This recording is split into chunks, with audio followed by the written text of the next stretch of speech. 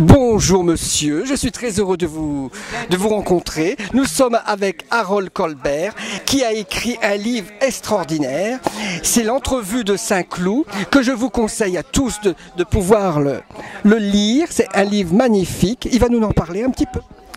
Alors l'histoire est très simple, c'est fondé sur un fait divers attesté qui est que le 3 juillet 1790, la reine Marie-Antoinette a accordé à Mirabeau une entrevue secrète qui a duré une heure et demie. Et on ne sait jamais ce qui s'est dit entre eux. En tout cas, on ne connaît pas la teneur de leurs échanges et c'est ce que j'ai imaginé ici. Et c'est voir comment, puisque la reine détestait cet homme-là, elle n'a pas réussi à comprendre l'intelligence de ce que l'homme d'État lui proposait. Et donc essayer de comprendre comment parfois la petite histoire peut faire basculer la grande histoire.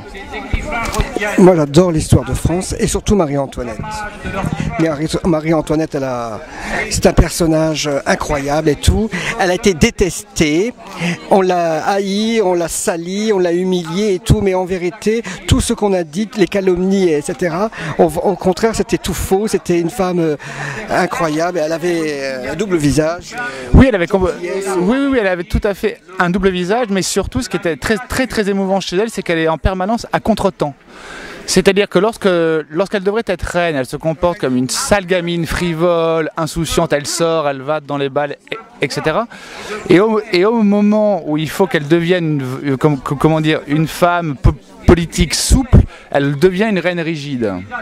Et donc elle est toujours, ça ne va jamais avec les événements, donc elle est toujours à contretemps. Et surtout, par rapport à ce que vous disiez sur effectivement toute la réputation qu'on lui a faite, Messaline, reine scélérate, libertine, etc. Tout cela a été effectivement très faux. Simplement, il y a eu énormément de pamphlets qui ont circulé sur elle et elle ne s'en est pas souciée.